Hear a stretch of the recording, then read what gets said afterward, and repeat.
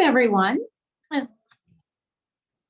Welcome, everyone, and thank you for joining us for the first event in the speaker series, Completing the Circle, a Path Towards Nutrients, Circularity, and Food Systems.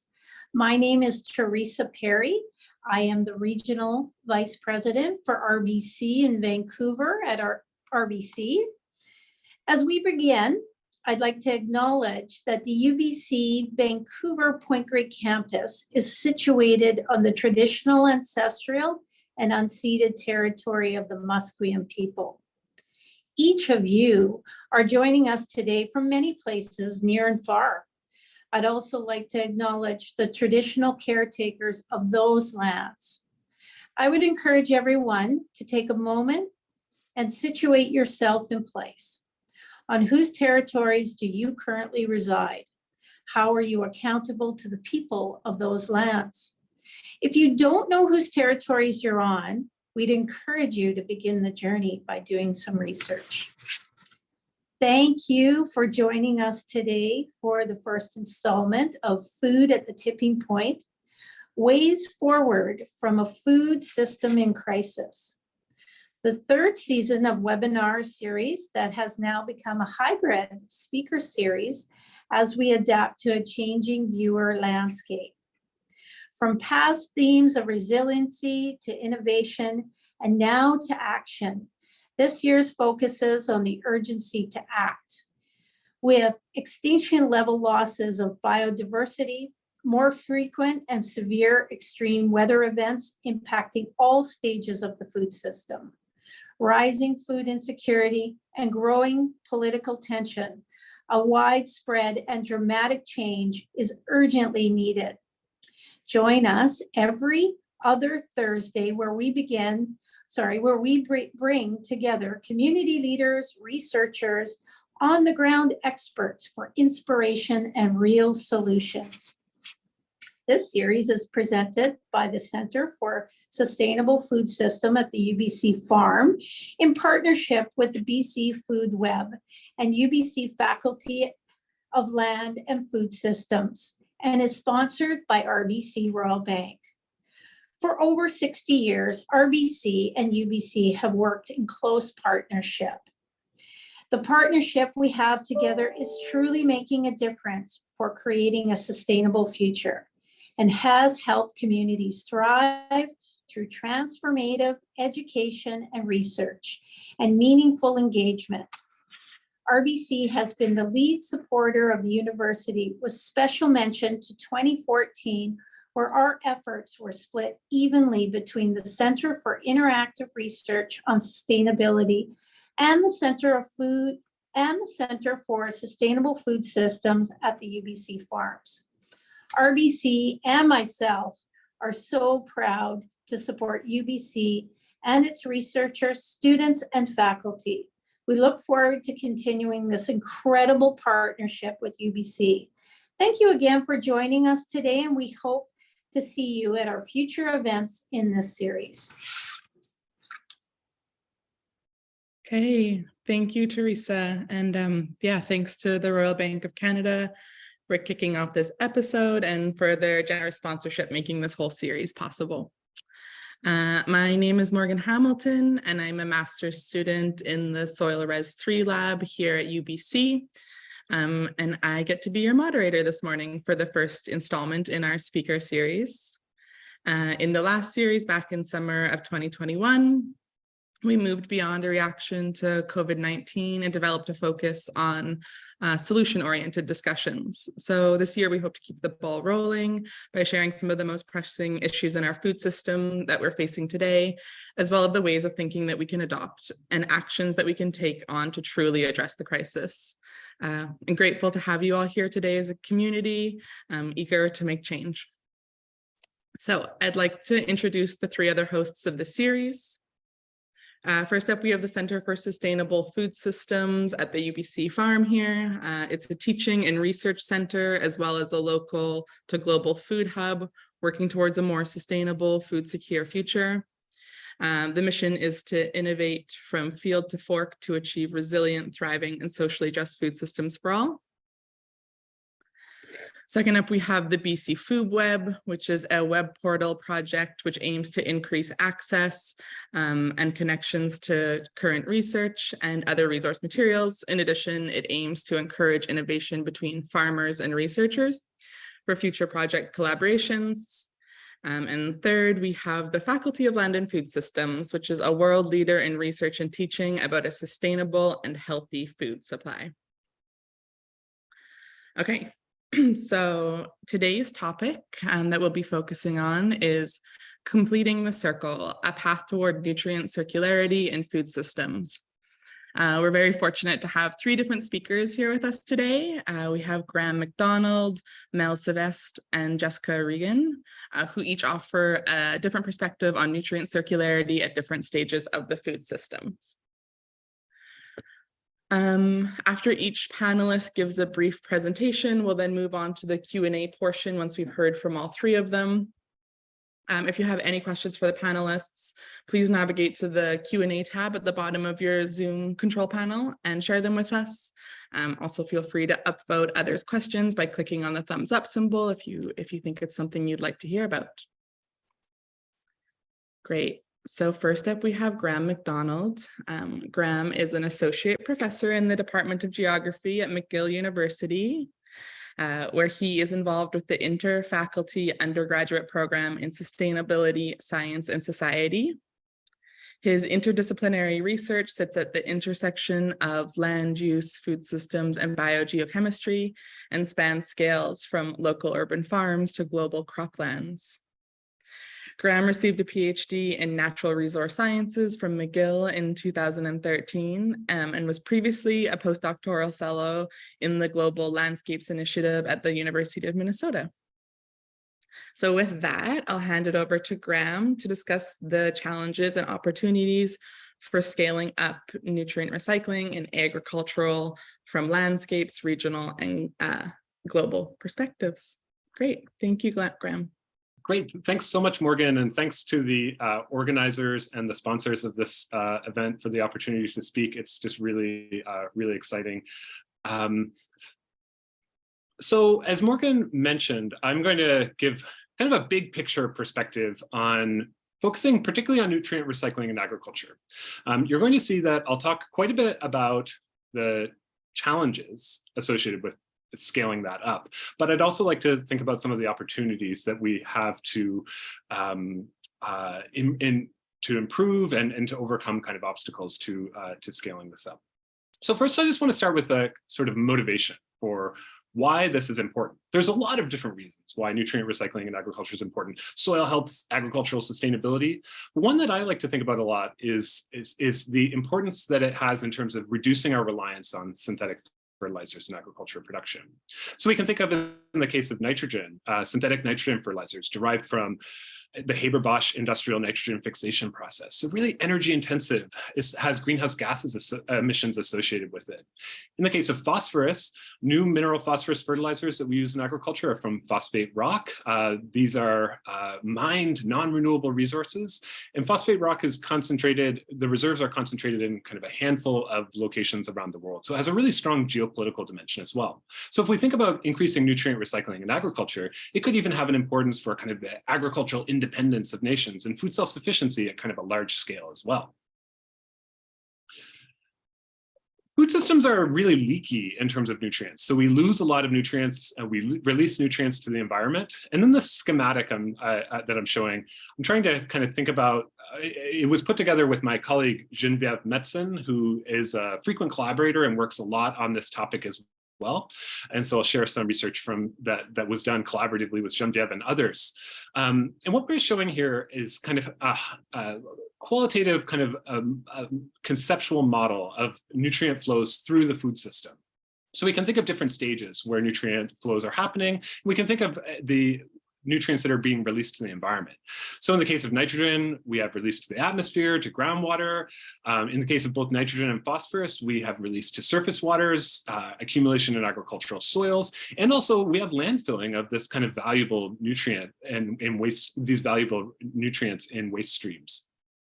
What we're showing you here are the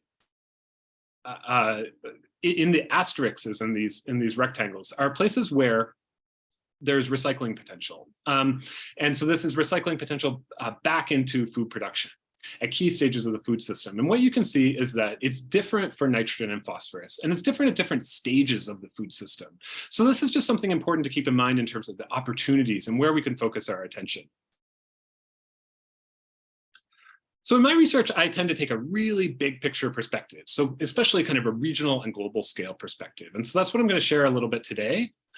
I tend to think about research on this topic as somewhere on a continuum between kind of a thought experiment and practical applications. And so admittedly, my research tends to be a little bit more on the thought experiment side.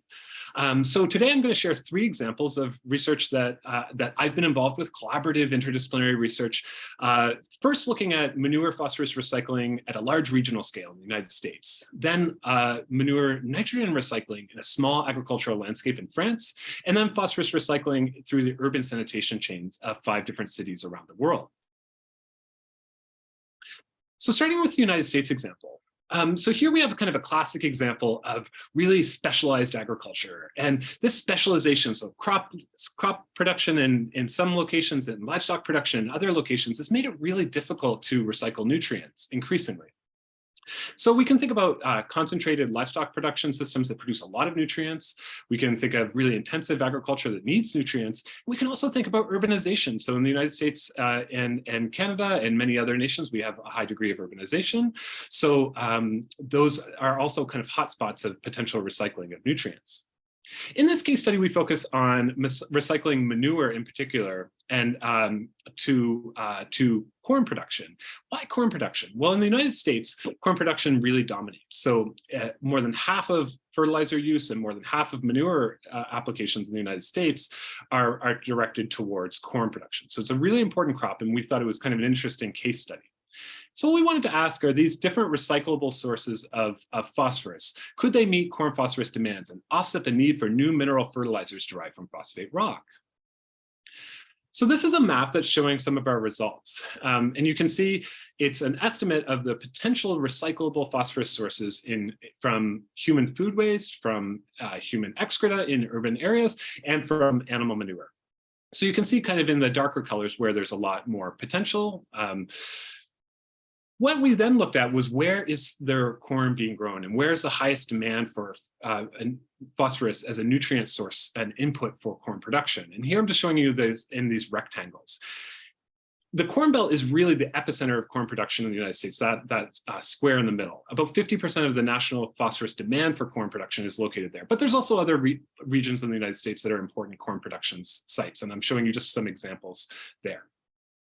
So what we found is actually there's a lot of potential. So about 3/4 of the national corn phosphorus demand could be met by recyclable phosphorus sources in the same county. So even within the same county, there's a lot of potential. However, in order to meet the total demand for phosphorus fertilizers and to offset that demand with recyclable sources, they would have to travel on average about 300 kilometers to meet the rest of that demand. And particularly in the case of manure, today, that's really far to transport manure. So farmers it wouldn't make sense economically to try to attempt that. So it's kind of a logistical and cost dimension of this. But overall, we were really excited about this. We thought, wow, there's so much potential to meet demands for corn production from mineral fertilizers and offset that with recyclable sources. So a few years after we published this paper, a team that I'm showing you in this paper here came out with another study where they looked at our thought experiment, and they looked at it in a really comprehensive way, a really interdisciplinary way. So with engineering perspectives, economic perspectives, biogeochemistry perspectives, so really deep kind of interdisciplinary perspective. And what they kind of concluded was that our proposal to kind of meet the phosphorus demands of corn production in the United States with recyclable sources probably wasn't very feasible at an agronomic level.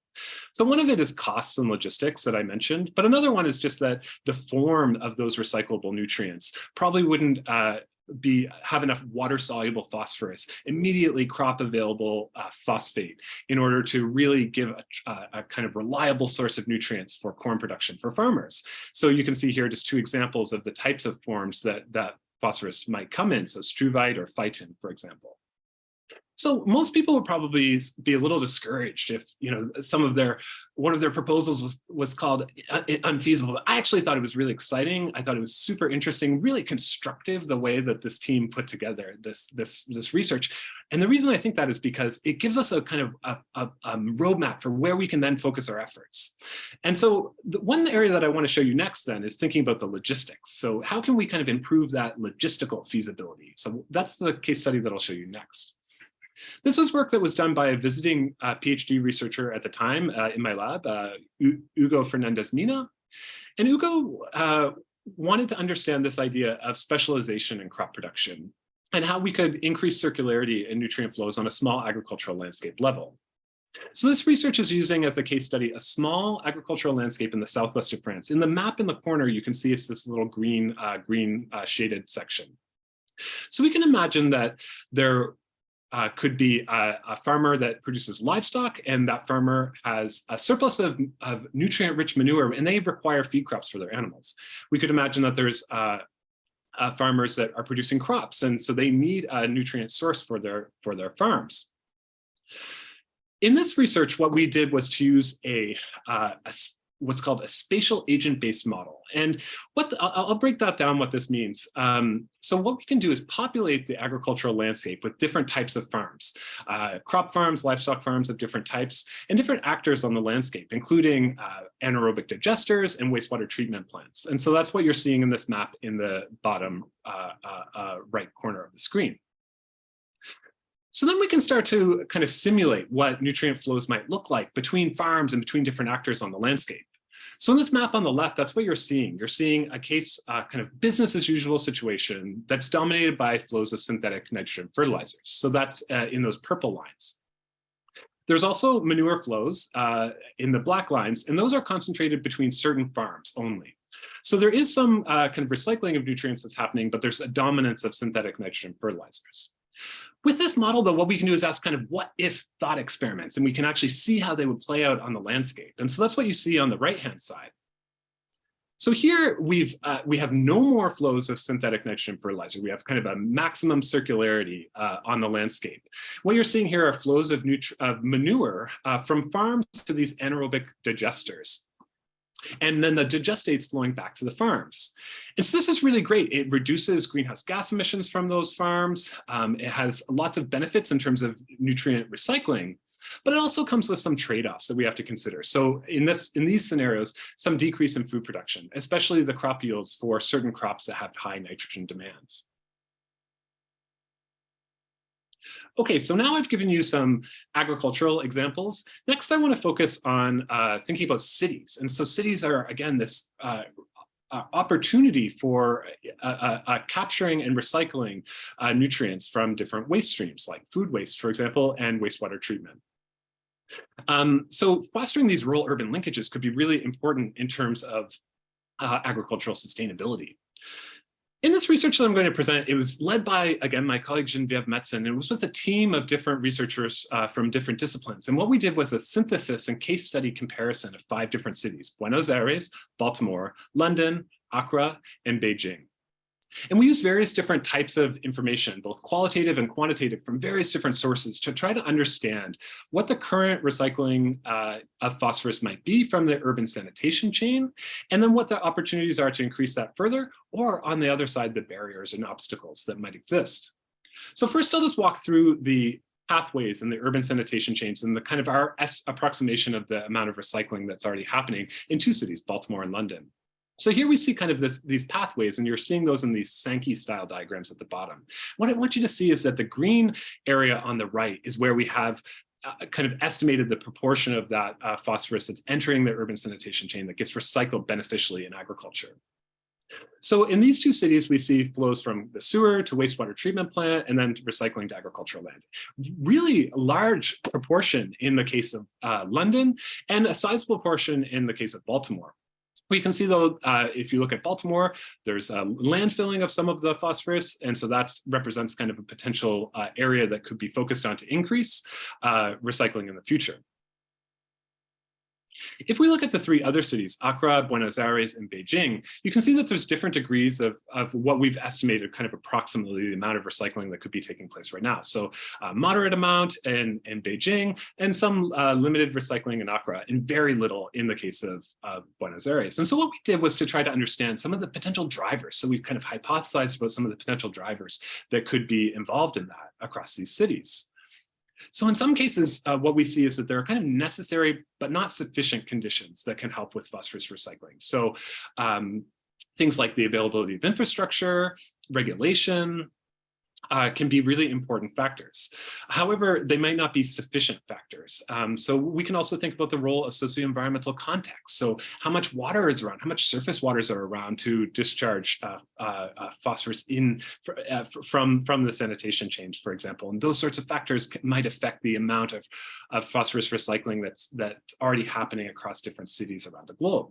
So this can kind of give us some insights on where we could focus in terms of increasing phosphorus recycling in cities around the world, and also like how the response might be really different in certain cities. So for example, maybe more decentralized approaches that are less capital intensive and require less infrastructure could be really advantageous in some areas for recycling nutrients in, for example, peri-urban agriculture. So I've given you some examples of kind of thought experiments of practical application. I'm really excited to hear what other folks say today, and particularly about the kind of practical side of things. Currently, I'm full of optimism, particularly in the case of cities and thinking about the potential recycling from cities to nearby agricultural lands. And that's a project that we're currently starting here in Montreal. So with that, thank you very much, and I look forward to this conversation today. Great, Graham. Thank you so much for that presentation. I think that was a really great opening statement and a great way to put it, that food systems are really leaky in terms of nutrients. That provides, I think, the right visualization. Yeah, that was a really great global perspective. And yeah, like you, I also look forward to our next two speakers, which will provide great examples of how nutrient circularity is being applied on the ground. So from the production side of the food system, coming up next, we have Mel Sylvestre.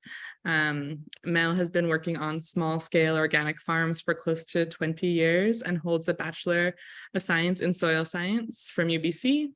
She's a member of the BC Eco Seed Co-op, sits on an organic certifying committee, and works as a verification officer for multiple organic certifying bodies in North America.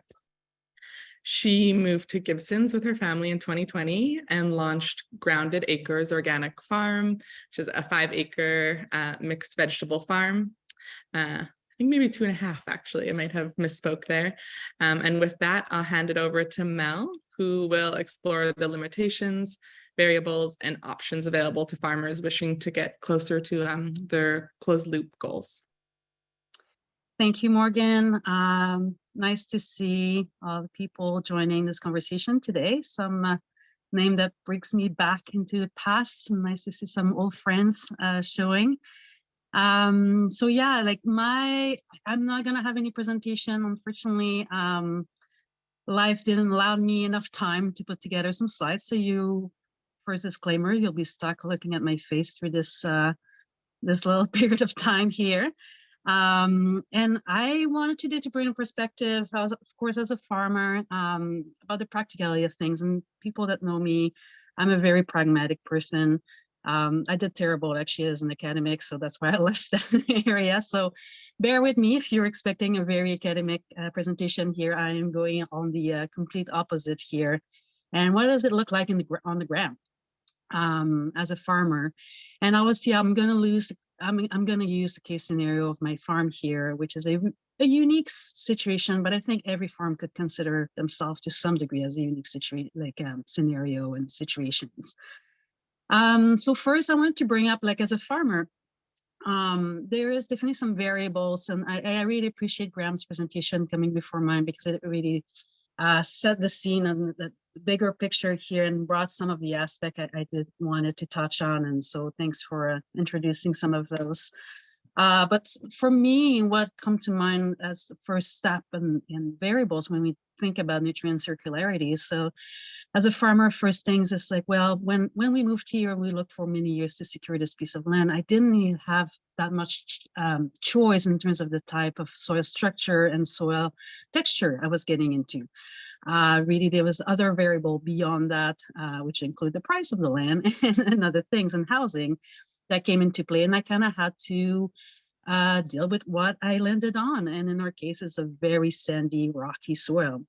Well, that affect in the first place as a farmer, that affects me a lot in terms of my nutrient capacity, managing my nutrient in the soil and retaining nutrients and what I have to bring in, basically.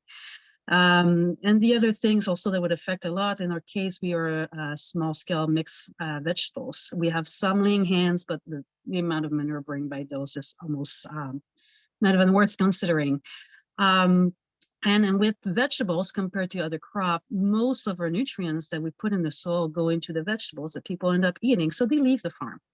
The crop residue left behind is fairly minor, and in some cases, and I'll touch a bit more on that, but in some cases there's disease and there's things that you actually want to see that that material leave the land. So that's another aspect. So my situation as like managing my nutrients is affected. I'm not a corn farmer. I am not a dairy farmer. I am a mixed veggie farmer, so that's another variable to take in consideration for sure when you look at nutrient circularity in practical terms. And then the other one is regionality, and for me, it's a big one. I always farm in places where there were enough of a mixed agricultural landscape that access to compost, access to manure was not a problem. Here is the number one headache I have. There is no compost. I mean, it's not true. There is compost on the coast. There's not a lot of manure. There is compost on the Sunshine Coast. The cost of that compost is literally 4 times what I had access to in the Fraser Valley, which is the main agricultural area in the southern coast here. And that has a big impact when we're talking about small scale businesses that have barely no profit margin. I cannot absorb that kind of expenses in some case.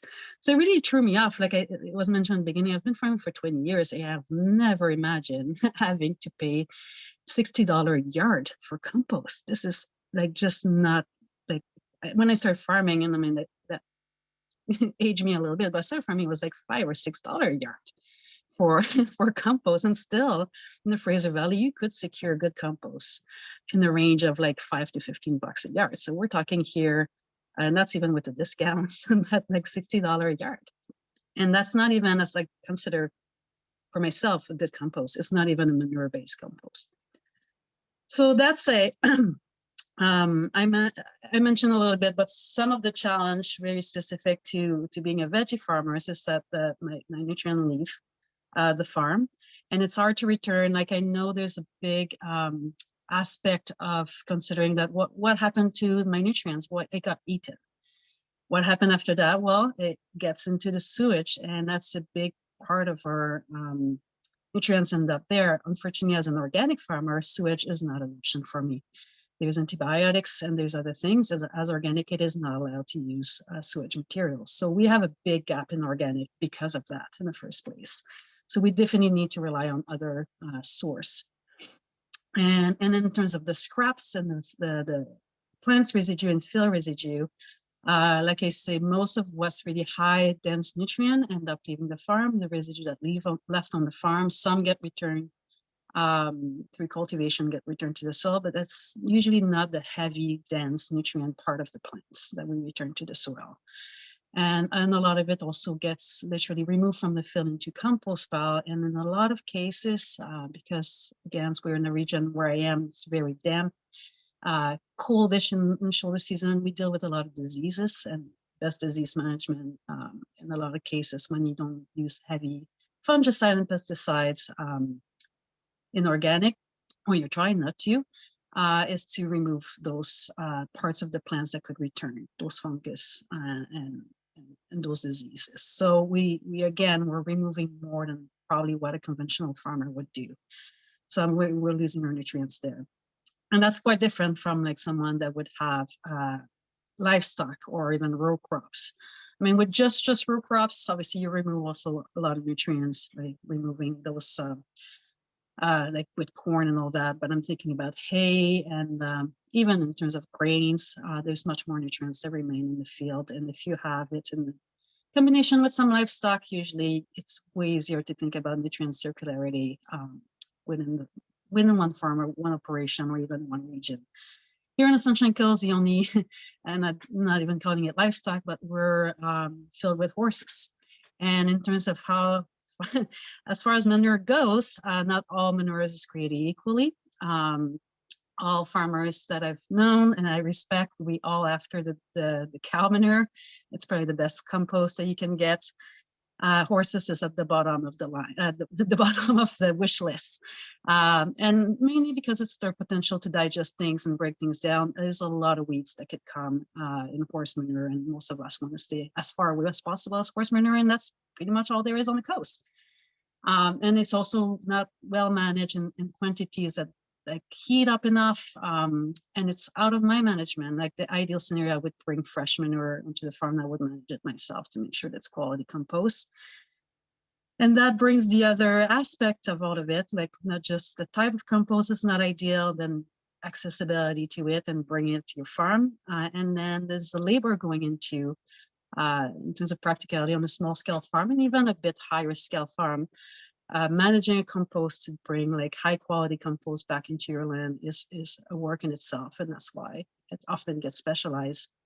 And the ideal scenario for small scale farms is we bring compost that's already been kind of approved / cared for. And also, as it was mentioned, transporting manure versus transporting compost, you're transporting sometimes up to 5 times the amount of weight, and you pay for that cost in transportation. So ideally, we want to bring compost and have the maximum nutrients being transported towards our farm.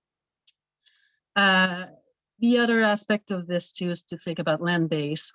Obviously, there's a lot of dreamers out there and they all want to see that kind of homestead dream of like the closed loop system that you have your own animals and you bring on your own compost and all that. That takes land.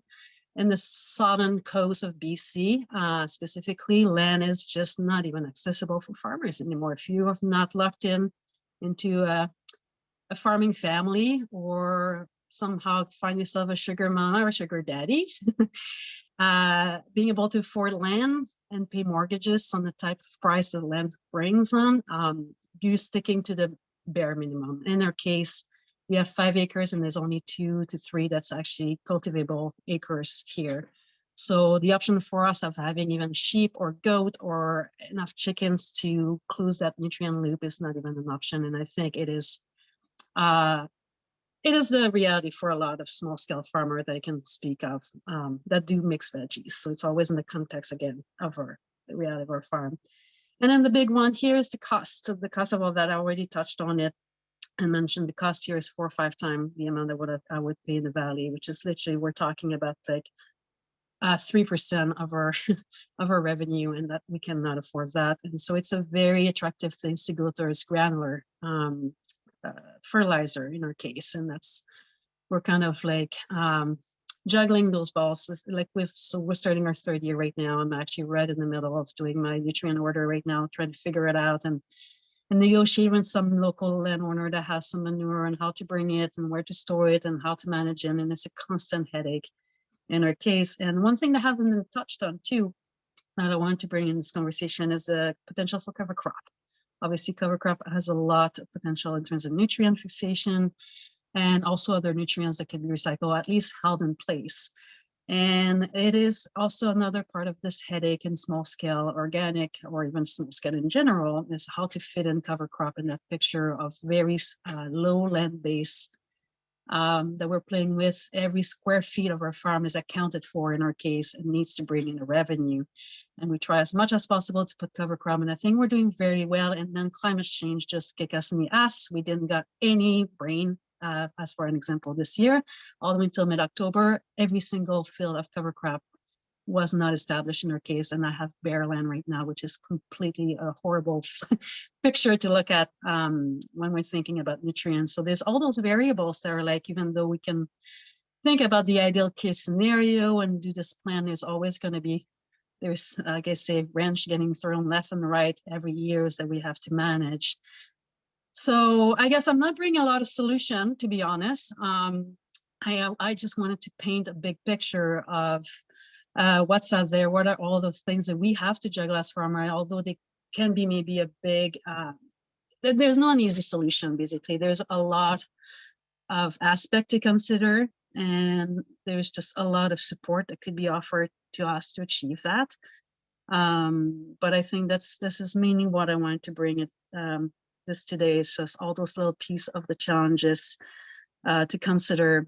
And it's also, as people go into farming, like I think it's really, sometimes we look at water as a big piece of it, type of soil you have, but I think looking at access to nutrient in your region is a big one that in this case, I think I kind of ignored it a little bit too much before moving. And now I'm in year 3 of juggling a lot of balls to make it happen. And I still don't have the best case scenario. It's far to be best case scenario too.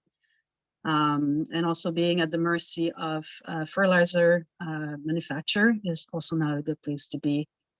Just as an anecdotal thing here is that for organic, anyway, the approved for organic fertilizer right now doubled in price this year. But not only that, some of the ones that I really like and I relied on and I was comfortable with are not even available anymore. So that's another piece of the puzzle that we're juggling with. So yeah, this is what I have to offer today. I'm really looking forward to questions and conversation. Thank you so much, Mel. That was, a lot to offer, and really appreciate the perspective of a producer and what that nutrient management looks like at a farm level and some of the realities of farming on the Sunshine Coast. Thank you for that.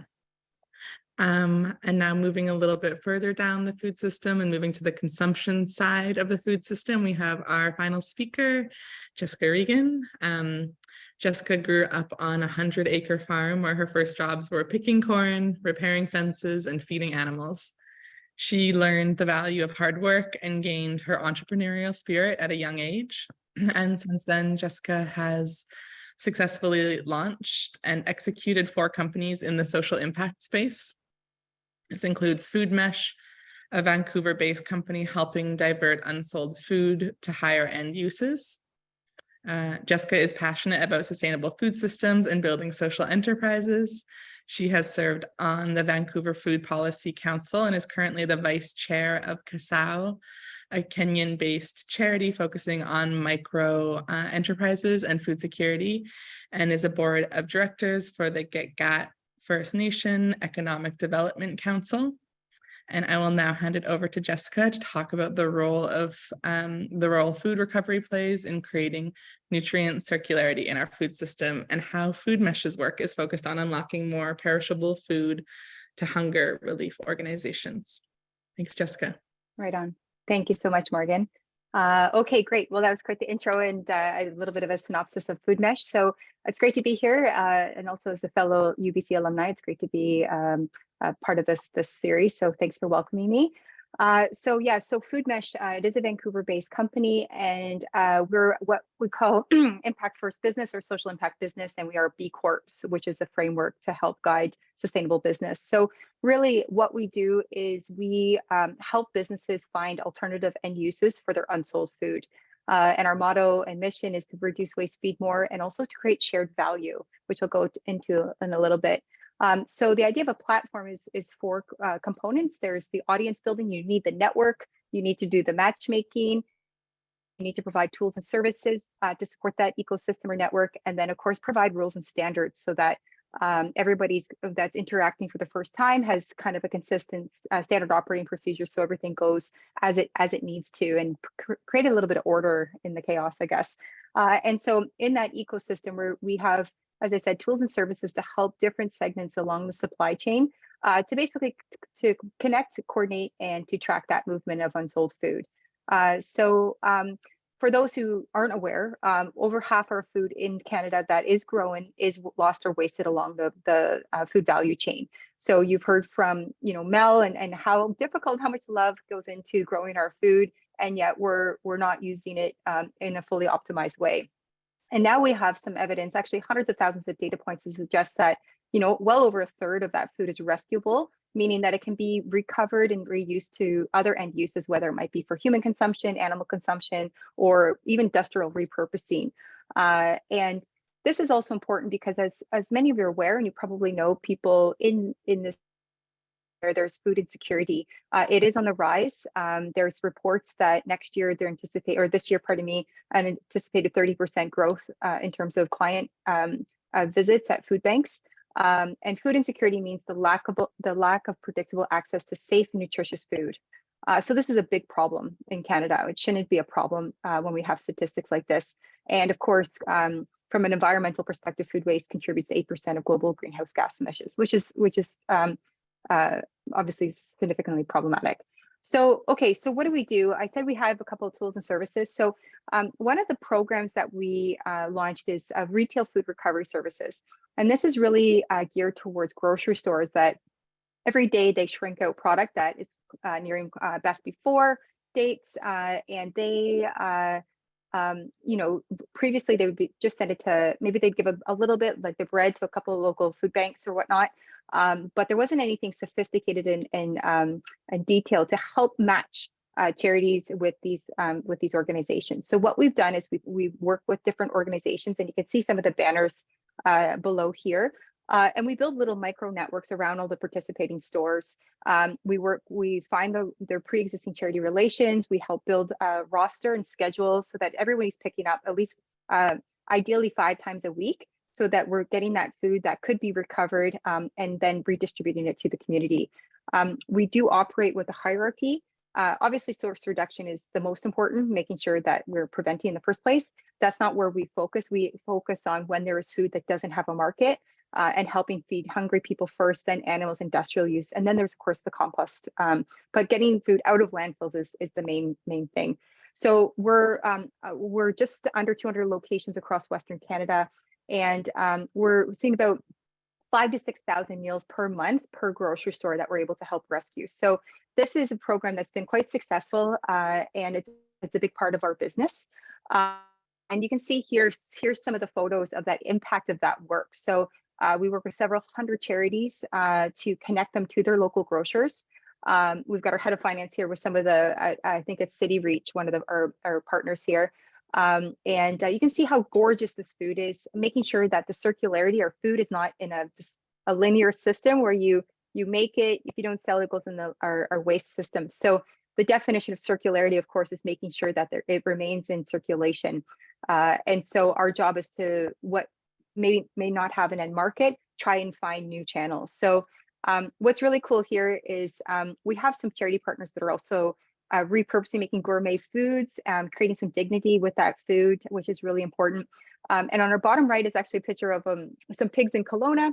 We have about 1,000 farmers either actively participating or on a wait list to get more food so that they can feed their livestock fresh vegetables. So this is part of the program where we feed humans first, and then the idea is that hub and spoke model, charities, and then out to the farmers.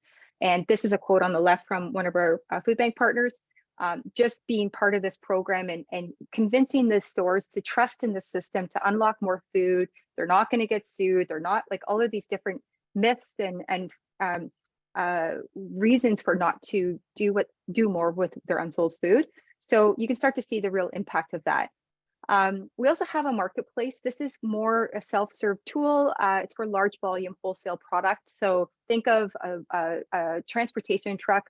Let's say, there's 24 pallets on a truck. They may find that the order got rejected, or there's the wrong label, or it's close dated, or there's dozens of reasons of why food does not get to market. And so this is an ability to match product to new networks. So you can either sell it to a list of, upcyclers or institutional buyers or anybody with a budget to buy food. It's typically like 50% off or more. Think of it like a Groupon for like surplus enterprise food. And then what we also have here is the ability to, at the top here, different tags to be able to have preferences. So it's also ability to pull. So you're pulling the food that you want. You can order what you want rather than being pushed on saying, this is all the food, take all or nothing. So it's a different approach to helping create new markets. And recently we've been working with regional governments. We believe that governments play a strong role in creating connected food systems. Our food systems are fractured, they are in silo. There's a lot of, especially with the pandemic, there's a lot of volatility where food service, for example, was shut down for more or less a couple of years, and a lot of the packaging that went forward to do bulk, there wasn't an easy pivot that happened. So there's a lot of excess edible food that ended up in our waste streams, which is just sad on all occasions. So our job is to work with municipalities to help do advocacy, to help connect, to make referrals, to basically just be a, like I said, build local food recovery network systems and track that. That's another big piece here, because you really can't change what you don't measure. So in addition to being a connector and a coordinator, we also measure. We take measurement pretty seriously. And so to date, our network impact results are our organizations that we work with and connect them to donors has effectively rescued over 33 million meal equivalents. It's about 1 million meals per month rescue rate is what we're looking at right now. And then that translates into over 22 million kgs of food diverted from our waste streams and put to end uses. So whether it's going to charities, going to farmers, and we're starting to track that end use destination, because it's no longer okay to have your wool over your eyes. You don't know where your food goes. It doesn't matter if it goes to landfill. That's no longer okay. Public conscientiousness, there's just more regulations that are popping up, and status quo is no longer okay. So, and of course, you can start to see the CO2 emissions that are averted. And I mentioned earlier about the create shared revenue. For us as a social impact business, these organizations, these hunger relief organizations, are doing really important work, really strong public service work. So as a data-enabled company, we rely on getting good quality data inputs from our partners. And so we actually purchase the data inputs from our charity partners. It's a few dollars per data input, but it does actually add up. We're doing about $40,000 a month in charity financial stipends, I guess you could say, to help these organizations not only be reliable and show up so that everyone builds trust in the system, but also so we can get that data and share that to the decision makers so that they can get insights into their operations across their locations. So this is the work we do. And we're a small but mighty team. We're based here downtown, and looking forward to your questions. Thanks for your time. Thank you so much, Jessica. That was a really interesting presentation and yeah, an interesting introduction to the organization. So we are going to move on to the question and answer portion of the webinar now. So we'll be asking our panelists, we have some curated questions here, and any questions that we receive from the live audience as well, we'll try to get to. So just as a reminder to navigate to the Zoom control panel and select the Q&A to input your questions and upvote any other questions that you might see or might have interest in. And I'm just going to give it a couple seconds for some of those questions to start rolling in there.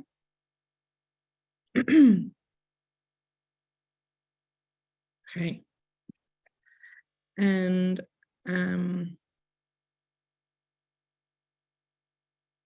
okay, I'll start with a question from the audience here. This is one directed specifically towards Mel and is directed towards vegetable selection. So at your farm in particular, what vegetables are easier to grow than others, i.e. which require more or less fertilizers? So can you select for crops that are low draw on fertilizers? Yes, we could. What we thrives on and what we're trying to do is like the principle behind mixed vegetables. It's also like an insurance towards like some crop don't always succeed every year. Obviously, we were taking that to the like high limit in our case. We do have like 8 different crop rotation family. Even beyond that, some fields are split in half. And out of that, there's always about 5-10% that doesn't really succeed every year for any variable reason. It could be from climate change to just a really wet spring and so far and so on. We also are, we have to consider what are our outlets. In our case, we do farmers market, farm stands, and some restaurant sales. So the diversity is also matter in that case. If I show up at the farmers market with 3 crops only, I'm not going to have as much traffic. In terms of moving my food, so it's all about models and how you set up your farm. So going from a year to another, from like changing a model to it's like, let's just pick 5 crops that don't require a lot of nutrients. It's a complete different, it's a business decision, and it will take quite a lot to change in that direction. And it's just not what, as farmers, what we believe in. I think there's a need for that, but we're not monocroppers either. So yes, there is some things like I could, for example, it's kind of unfortunate, but I'm looking at like the one that I can think about off the top of my head are very heavy feeders, I would call, are also the one that makes us more money. So I'm thinking about, for as a best example, tomatoes. Tomatoes are heavy feeders. They have a good return for us in our case, and it allows me to grow parsnips. We're a very, very low return crop. But we want to offer parsnip to our customers and have parsnips locally grown on the coast. So it's like the tomato pays for the parsnips in this case. So if I'm going through just low feeders, we may have also gaps in what's available in our case. And also I may, by mistake, also select crops that the revenue per bed foot is not high enough to sustain our farm business. So yeah, we could in the long term make more decision in that direction, but it would affect other aspects basically of our business. Yeah, seems like a lot of complex weighing of pros and cons and trying to make it all fit together there. Thank you for that, Mel. Graham, we have a question from the chat here. I'm not sure if this is something that you can speak to, but has there been any research about the uptake of forever chemicals and various medications found in our wastewater system by various crops? Some plants do store undesirable chemicals that are dangerous to human health and the environment, for example, heavy metals. Any thoughts on this? Yeah, that's such a great question. As you kind of hinted at, Morgan, it's not my core expertise, but I can kind of speak to the fact that I know there's quite a lot of research looking into this.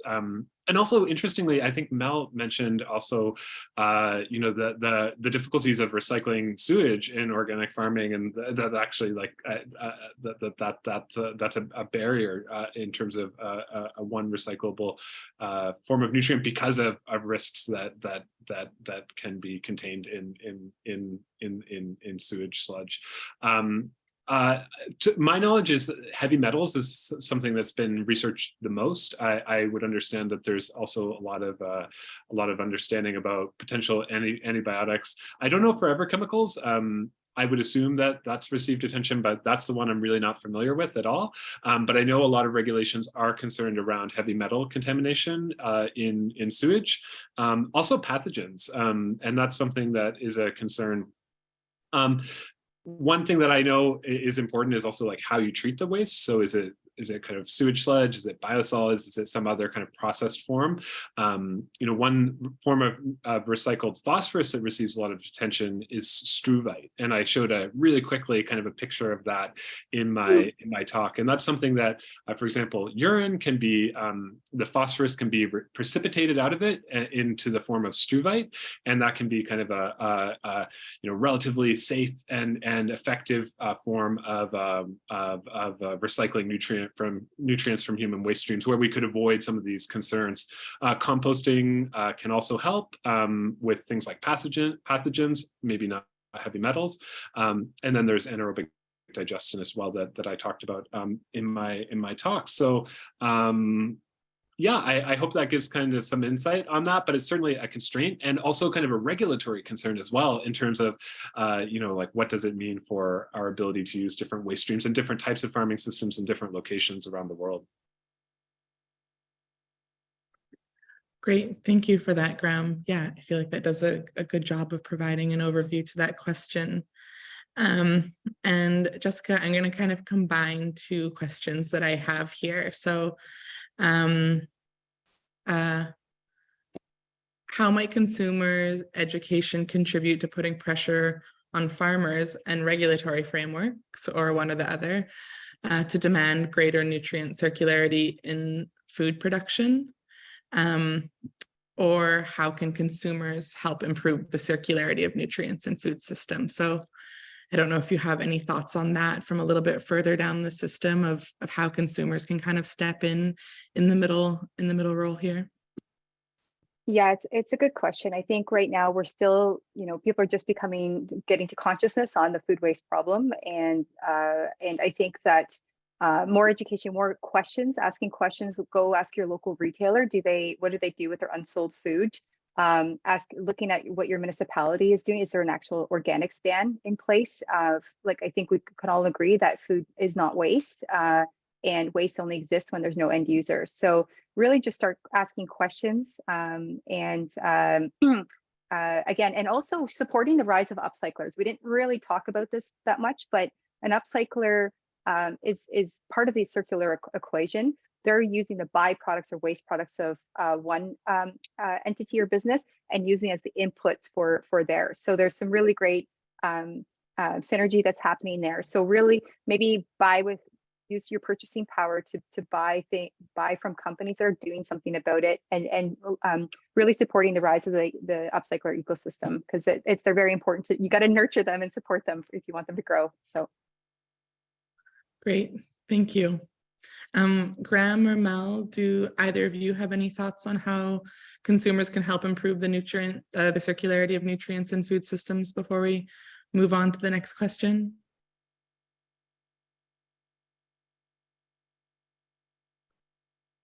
Okay, I have a question here that is directly for you, Mel, from Art. Have farmers in your area and Vancouver Island are struggling with the same thing considered a regional approach to barge nutrients and manure, where we have a surplus here in the lower Fraser Valley, to nutrient deficient areas such as yours? So do you think that there are any practical possibilities of the relocation of nutrients from here to there? Yes, I'm unmuted. Okay. Hi, Art. Lovely to hear a question from you. Yes, and actually that's very interesting, because the first year we got here actually, and we look into compost, local compost, and set a price, and I completely, out of principle, just refused to buy from them because felt like they were trying to kill us. And I didn't barge it in this case, but we got a truck coming from the Fraser Valley with compost. And at the end of the day, with paying with the truckers and paying for the fees for ferrying and all that, it turned out to be the same price per yard. But out of principle, I wanted to support the one that was charging less. And then I got my conscience got me in a way that, like, trucking things like this didn't feel right. As an organic farmer, I wanted to get the local material. And also it was between two, in this case, it was between two sources that was doing the same kind of processing of compost. There was no manure involved. And yeah, thanks for bringing that. That's something actually we've been juggling with a little bit. The barging is definitely cheaper than trucking and ferry, but still the cost is fairly high. So we would really need to get together, and then the potential, the mechanization on each end to be able to deal with the amount coming and caring for it. So like, as I was saying earlier, I think barging compost will make way more sense than barging manure. So having to have the mechanization on either side to deal with the product and the way it comes. But I think, yes, it is actually definitely an aspect that we have to start looking into. But part of me is also starting, like, I would like someone looking into the environmental costs of doing that, versus, like, right now this year I'm starting leaning more onto granular fertilizer, which are like very, or not very, but they're way lighter to transport. And the environmental cost of transporting those fertilizer, although the environmental cost of mining them, and like, it's just all of those variables. I am not in a position to be able to tally the environmental costs. But I think it would be a very interesting things to start looking into, as fertilizer are becoming more expensive also and not available. And what is the best approach here for region that are a bit isolated from that material, and not that far from region that, like you said, are do have surplus to some degree. Mm-hmm. Thank you for that answer, Mel. And yeah, I think that touches on a little bit of what Graham talked about, of the separation of vegetable and livestock and agriculture. So this is actually a question, I think, likely for you here, Graham. Have you considered a comparison of full cost accounting including externalities for both systems production and transport of synthetic nitrogen and mineral phosphorus from producer to farmer. Great, and thanks, Olga. That's another excellent question. So what I think the answer to this would be that to kind of assess this in terms of a life cycle assessment. And so, one indicator you could use there would be like greenhouse gas emissions, for example, or energy requirements throughout the kind of full supply chain of fertilizer production, transport, and use. And so that is I think fairly well studied in the case of both synthetic nitrogen fertilizers, mineral phosphorus fertilizers. I've been involved just a little tiny bit with some life cycle assessments, but I know there's a lot of folks working on that topic. What I am reading into your question is that also maybe like kind of the juxtaposing the kind of status quo use of synthetic or fertilizers with kind of recycling nutrients, and what would the life cycle impacts look like there, and potential kind of externalities. And that I don't know if we understand quite as well. In the case of phosphorus fertilizers, obviously in many countries, in most countries, those are being imported and often from very far away. So there's kind of a large transportation component. Obviously, though, the logistics of kind of like recycling at the local scale does require transportation. And so would have kind of potential impacts like emissions associated with transportation, depending on the mode of transportation. So I don't know if that's been looked at. I think it'd be a really cool analysis to do. So great question. Yeah, a really cool and really big analysis to do for sure. It would be very interesting. Okay, Jessica, and a quick question here for you about Food Mesh. Are there volunteer opportunities at Food Mesh?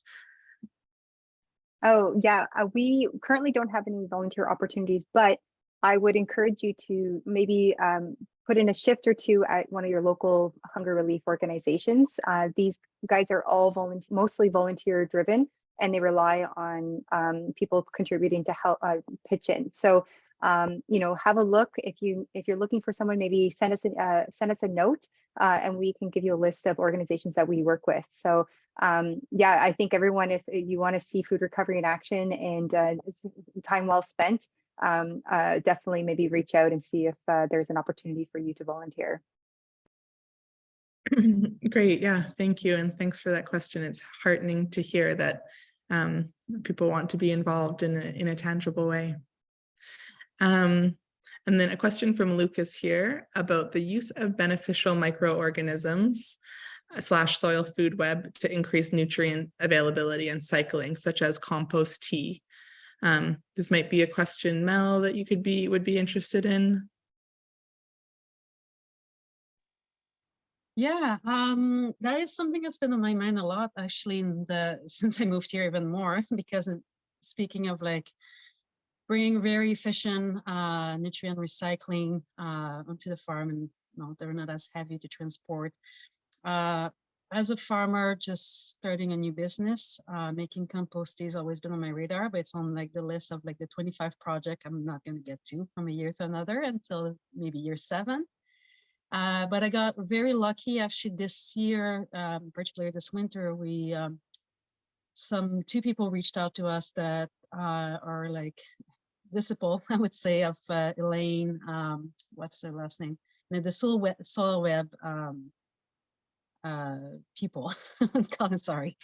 Anyway, and looking more into that, like that bio life in the soil, and trying to work along like increasing this and increasing your capacity to work what's within the soil, not depleting things necessarily, not just looking at it as a chemistry, but looking at it as like a biological aspect of it.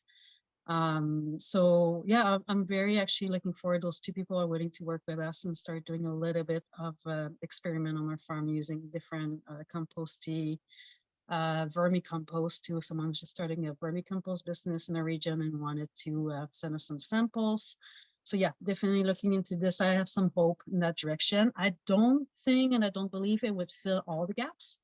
And there is things definitely that we're removing in our case in our soil. We cannot keep potassium, as an example. And it's once it's depleted, it's not that the microbe is going to be able to bring it back necessarily. But I think we can actually improve a little bit of like the overall picture by implementing this, but we may be looking at a small percentage. But everything counts. I think it's not a solution that has just a one aspect solution, but I think we're going to need like a dozen of different angles to solve the problems that we're facing on farms. Yeah, it would be really beautiful if there was a tidy answer, but I think that you're right, that it's a combination of a bunch of messy little answers that can all do their piece. Graham here. Are you familiar with the ideas of Red Williams, former University of Saskatchewan animal science professor? He suggested a system of livestock feeding that distributed feedlots around such that manure could be returned to the soils upon which the feed was grown. So closing that connection. That's really interesting to hear. I'm actually not familiar with that. Thank you, Art. And I've written down Red Williams' name to check out. What I find really interesting about this idea, I've never heard about this. I've actually never even heard anything kind of like that before. And I think it's really interesting in terms of the temporal aspect of it, which is obviously really important in livestock systems, especially in like cattle farming, for example, and different parts of the kind of cattle production system where there might be grazing or feedlot, for example. And so anyway, this temporal dimension I find really interesting. And what I also find really interesting about this is that it's not kind of like a wholesale redesign of agricultural systems.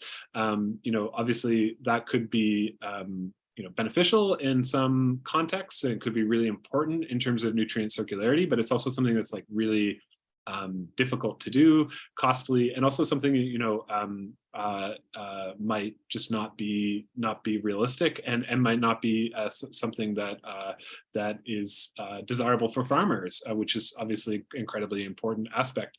But it is something that, like, in research on nutrient circularity, in terms of like increasing nutrient recycling, we kind of think about often these kind of wholesale redesign of our agricultural production systems. So I really like this as kind of an example of like how we can do more with what we already have, and I look forward to checking it out. Great, thanks. Great answer to that. And another one here for you, throwing it at you. Do you have any experience how sociocultural factors determine the nutrient circularity in Canada? From my experience, in South Asia, nutrient footprints are largely affected by religious food taboos. Choosing plant-based or animal-based food is largely determined by the socioeconomic factors in this region. So this is a great question. Thank you. And, it's something that I know has been done. There's a lot of research on nutrient footprints, increasingly, especially nitrogen footprints, and understanding, so kind of like how consumers play a role in nutrient use and also the release to the environment of nutrients, and how our kind of diets and consumption patterns, food waste, for example, affects that. And so, especially in the case of nitrogen footprints, I think that's something that's received some attention. Different diets and how diets really play a really strong role in our kind of consumer individual personal nitrogen and phosphorus footprints. I don't believe, though, that there has been any, I might be wrong, but I don't believe that's been looked at in the Canadian context. And I think it would be a really exciting thing to do. And, another thing I would say, so it's kind of on the consumer, on the personal level, the individual nutrient footprint, diets play this really important role. But also in terms of kind of recycling from waste streams to farms, and particularly in terms of thinking of like human like urban sanitation and recycling excreta. That's something where a sociocultural dimension is important, and that was something that we kind of brought up, that came up in the research that I shared, where we found that in certain regions, perspectives on kind of the safety and the desirability of recycling from human waste streams is an important consideration in the degree of recycling that's already taking place. So yeah, really, really interesting idea around the sociocultural factors. That's great. And we have a pre-submitted question that I feel like is kind of along the same lines, and it'd be interesting to hear from any of you three on this, but is nutrient circularity in food systems more commonplace in other areas of the globe? Can we look to anywhere that is offering really good examples of how this is playing out in a more efficient way already?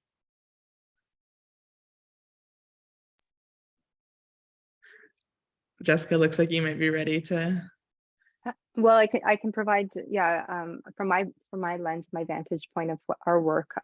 Yeah, I mean, there are examples of especially regulation that is a bit more progressive than it is here in Canada. There's a lot of kind of soft targets and not a lot of hammer.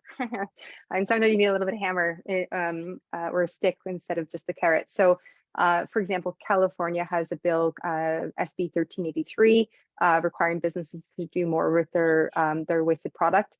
France, of course, had a similar bill enacted several years ago.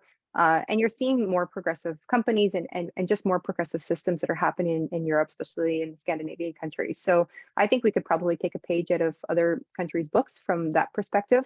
I think that, you know, from Canada's perspective, there's a lot of businesses that are a bit not necessarily as progressive as they could be, and they can be doing more. There are examples, of course, some, but we're definitely nowhere close to being what we should be. Thank you for that, Jessica. Graham or Mel, do either of you have anything to add to that question of positive examples of nutrient circularity across the globe, or I can move on to other questions in the chat here. So Stanley has asked, how important, this is kind of jumping back to the soil food web, Mel, and I'm sure is a really, is a big question, especially on the coast, especially after the summer that you had water-wise, but how important is water management with respect to soil food web and composting? Oh my God, yes. We're probably in the worst region for water. If anybody came up to date on the news in the fall, we are in a region that basically went in the state of emergency. There was a potential from not having even water on our tap. Because we're not an agricultural region, we don't have an ag water system in place compared to places like Fraser Valley that have untreated water coming to the farm. And also in a lot of the situation here on the coast, a lot of people have wells. The particular piece of land we're on right now, drilling was actually attempted and failed.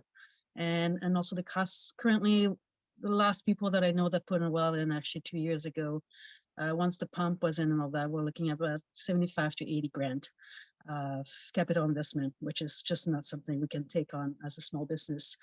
So that's, yeah, water is extremely important for food production, but also in terms of nutrient availability, like one factor, I have mentioned the cover crop as an example. If we don't have water and if the climate change just keeps screwing us over, we need the irrigation system to be able to establish cover crop to retain the nutrients that we've put in like diligently on our crop and whatever is remaining in the soil. So that's a big aspect of it. But also some of our field became completely hydrophobic this year in a way that I've never seen before. And I have actually questioned what are the impact beyond what I can actually beyond my knowledge that could happen. Our soil that gets so dry and so depleted of everything. How can life remain in those soil? And because in our case, it's a very sandy, rocky soil, not a lot of clay to retain moisture too. And the organic matter by the end of each summer has gone down quite significantly, and do our best to maintain it, but without good cover crop and without compost and manure, very hard to maintain good organic matter. So yeah, water is a very, very hot topic, and in other places. So in our case was no water, and in another case you hit November and December and it's too much water and it's filled being underwater, and again, same impact could happen there. So yeah, water is a hot question, and I think it is definitely directly linked to nutrient management. but I can't really speak directly about data regarding that because I am not in that world anymore. Thank you, Mel. Is there any like near future hope on that designation of agricultural land changing to have access, or agricultural region changing to have access to water? Is there any policy that feels hopeful coming up on the coast? Yeah, hope is all we have at this point. We did appeal to the STRD, which is our regional district here on the Sunshine Coast. I think we have a lot of support from the boards of directors there, and basically to just keep bring everybody up to date. We go in stages here for water restrictions, stage 1 to stage 4. At stage basically 4, pretty much all outdoor use of water is completely prohibited, even though if you're farm business and all. And say at the same time, there's a cidery next door and there's a brewery down the road, and they're allowed to use water to make beer and cider while I'm being completely cut off the water system. So there's a lot of outrage. And I think it's coming from basically the fact that we're not an agricultural region. People in power haven't even acknowledged. They basically, until even a year ago, I've still hear people saying like, wow, there's just homesteaders.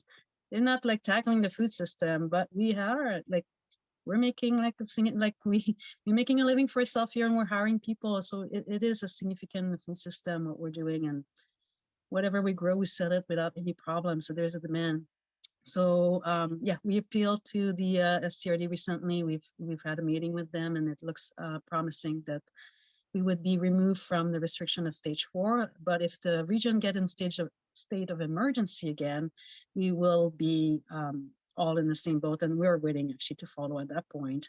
The frustration is that we were put into no water situation at a stage which other company, also including we have business in Seychelles that bottled water to export, and they were not restricted.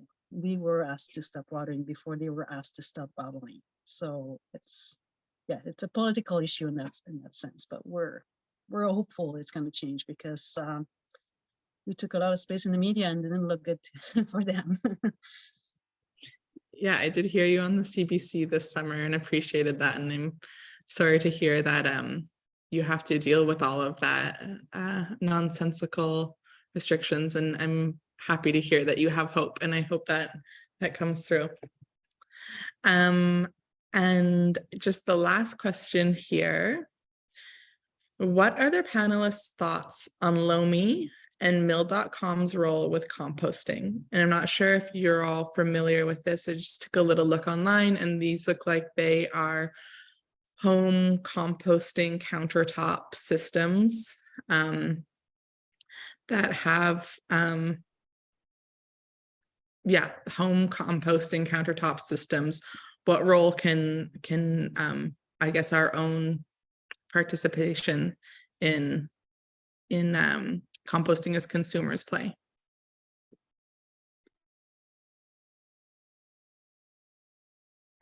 I can, yeah, from my perspective, I think actually it's a positive move. I think helping people it has to be easy, it has to be affordable. If you want to enact change, it's got to be something that is desirable and easy to do.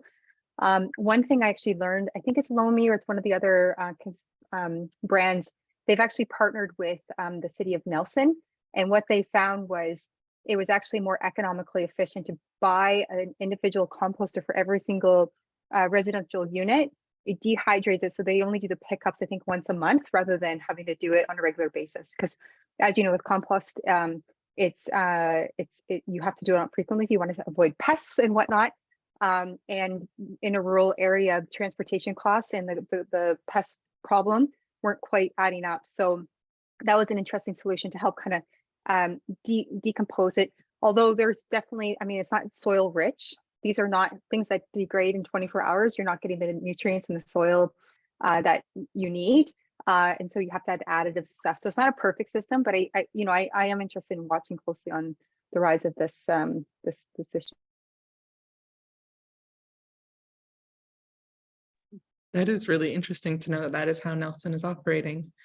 Mel or Graham, do you have any thoughts on home composting there? No. I have one quick question for you, Jessica, and it was when we were looking at the hierarchy on your presentation of saying stopping at the source, get it directly to individual animal agriculture, and then there was industry. What are the industry examples of where that food waste is going that's outside of agriculture? Yeah, I mean, biodigesters, of course, there's processing for food. It's basically the industrial repurposing of product for something that might not be consumed. And one example, for example, is even spent grain from beer. You can actually, there's an example where someone's using it to make bricks. So it's just like, okay, there's lots of really interesting creative people out there. And I think we can all agree with the hierarchy. It's one of those really rational things. Like prevention is obviously a good thing. When you can't prevent, feed humans, then feed animals, then do something with it, and then compost. So I think it's one of those logical orders of things that make sense. So there's more. Like I said, there's a lot of innovation, a lot of resources to help businesses start to really look at this, because circularity is becoming more topical. I was at a breakfast this morning, an industry breakfast. There was about 100 people there, all businesses, and they're now asking questions about circularity. It is a vogue word right now, but it's people are starting to pay attention, which is promising.